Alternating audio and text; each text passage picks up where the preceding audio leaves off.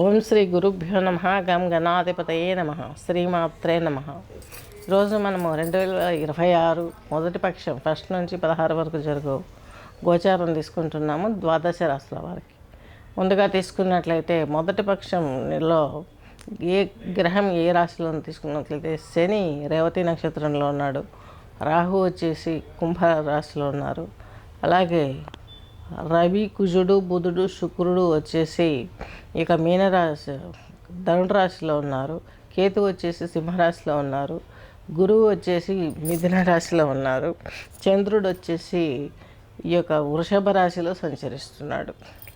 Next వచ్చేసి సింహరాశి సింహలగ్నం తీసుకున్నట్లయితే మఖా నక్షత్రం 4 పాదాలు, పుబ్బా నక్షత్రం 4 పాదాలు, నెక్స్ట్ వచ్చేసి ఉత్తరా నక్షత్రం 1 పాదం కలిపి కర్కాటక రాశి సింహరాశి సింహలగ్నం కిందికి వస్తుంది. సింహరాశి సింహలగ్నం వారికి మీకు మీ రాశాధిపతి, అలాగే మీకు తృతీయ దశమాధిపతి, అలాగే కుజుడు మీకు చతుర్థ కోణాధిపతి, నెక్స్ట్ బుధుడు మీకు ద్వితీయ లాభాధిపతి. ఈ 4 ప్లానెట్స్ కూడా మీకు పంచమంలో ఉన్నాయి. పంచమంలో యోగించే ఒక శుక్రుడే కాబట్టి మిగతా బుధుడు రవి కుజుడు యోగించరు. వీళ్ళ అంటే మీకు ఎలా చెప్పాలంటే మీరు చేసే వర్క్లో లాభం కొంచెం తగ్గడానికి ఆస్కారం ఉంటుంది. అలాగే కుటుంబ పరిస్థితులు కూడా కొంచెం ఇబ్బంది మారే అవకాశం ఉంటుంది. ఉద్యోగంలో కొంచెం ప్రెజర్ పెరిగే అవకాశం ఉంది.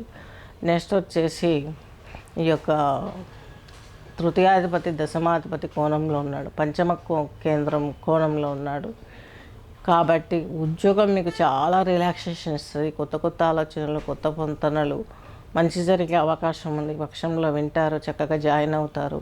అక్కడ మీరు ఏ కష్టం అయితే పడతారో అదంతా తుడిచిపెట్టే అవకాశం స్పష్టంగా గోచరిస్తుంది. కొంచెం సిబిలింగ్స్ తోటి కూడా మీకు మంచి అండర్స్టాండింగ్స్ ఉండేది అవకాశం కనిపిస్తుంది. మీ ఆరోగ్యం విషయంలో మీరు కొంత జాగ్రత్త పడాల్సిన అవసరం ఎంతైనా ఉంది. తల్లిదండ్రి ఆరోగ్యం కూడా కొంచెం కుదించుకుపోయే అవకాశాలు ఉన్నాయి. తీర్థయాత్రలలో మీ హెల్త్ పాడవకుండా ఉండడం కోసం కేర్ తీసుకోవాలి. కొంచెం పోస్ట్పోన్ చేసుకోవడమే మంచిదేమో అనిపిస్తుంది. యోగా అట్లాంటి విషయాలలో, ఇటువంటి వృత్తులలో మీకు మంచి జరిగే అవకాశం ఉంది కాబట్టి వీటిపైన ఎక్కువ ఫోకస్ పెట్టుకోండి. ఇక్కడ కూడా మిశ్రమం ఏదో ఒక అడ్డంకి వస్తుంది, బట్ రీచ్ అవ్వడానికి సుబ్రహ్మణ్య స్వామి స్తోత్ర పారాయణ చేసుకోవాలి. పాలిటిక్స్ రంగంలో ఉన్నవారికి, మీడియా రంగంలో ఉన్నవారికి, పెద్ద హోదా రంగాలలో ఉన్నవారికి వీరికి కొంత ఇబ్బందులు కలుగుతూ ఉంటాయి మధ్యలో. కానీ ఈ 4 గ్రహాలు ఉన్నాయి కాబట్టి 4 గ్రహాలలో కూడాను ఒక గ్రహం శుక్రుడు మొత్తం రాణిస్తున్నాడు కాబట్టి అంటే ఎన్ని ప్రాబ్లమ్స్ వచ్చినా కూడా చేతికి మనీ టయానికి అందుతుంది. సకల కళా పోషకుడు కాబట్టి ఆ ఆనందాన్ని, ఈ కష్టాలను అవరోధించడానికి ఆయన కలిగిస్తాడు కాబట్టి ఏది ఏమైనప్పటికీ కూడా మిశ్రమ ఫలితాల కింద తీసుకోండి. ఉద్యోగంలో పెను మార్పులు, సోదర సౌఖ్యం విషయంలో వీటిల్లో 100% మీరు బ్యాలెన్స్డ్ లైఫ్ను ఎంజాయ్ చేస్తారని చెప్పుకోవచ్చు.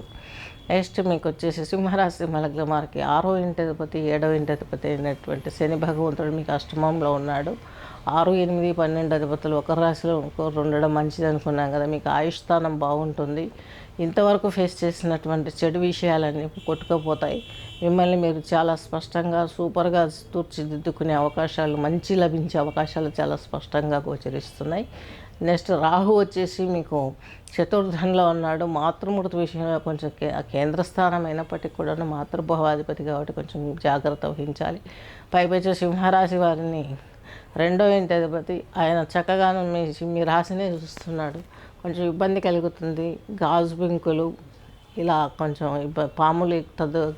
పాములు కళ్ళలోకి రావడం, నిజంగా కొంతమంది ఫేస్ చేయడం, కాటు వేయబడ్డం, ఇద్దరు కళ్ళలో ఆ స్ఫోటనం రావడం, పాములు నడుస్తుంటే కాళ్ళకు చుట్టుకున్నట్లు మామూలు కాన్షియస్లో ఉన్నప్పుడు కూడాను మనం నడుస్తుంటే అలా అనిపించడం, ఇలాంటివన్నీ కూడాను రాహు ద్వారా వచ్చే సూచనలు, రాహు ద్వారా వచ్చే ఇన్సిడెంట్స్ ఇవన్నీ. వీటి నుంచి తట్టుకోవాలంటే మానసాదేవి స్తోత్రం చదివారంటే, విన్నారంటే ఈ ప్రాబ్లం క్లియర్ అవుతుంది. సుబ్రహ్మణ్య ఆరాధన చేసుకోండి. మంగళవారం రోజు సుబ్రహ్మణ్య స్వామిని కుంకుమ నీళ్ళతో అభిషేకించి మరలా ప్లెయిన్ వాటర్తో క్లీన్ చేసి ఎర్రని పుష్పాలతో పాలు బెల్లం నైవేద్యం పెట్టి ఎర్రని పుష్పాలు పెట్టి పూజ చేసుకున్నట్లయితే మీకు ఇలాంటివి అవరోధాలు దూరమయ్యే అవకాశాలు చాలా స్పష్టంగా గోచరిస్తున్నాయి. స్వస్తి.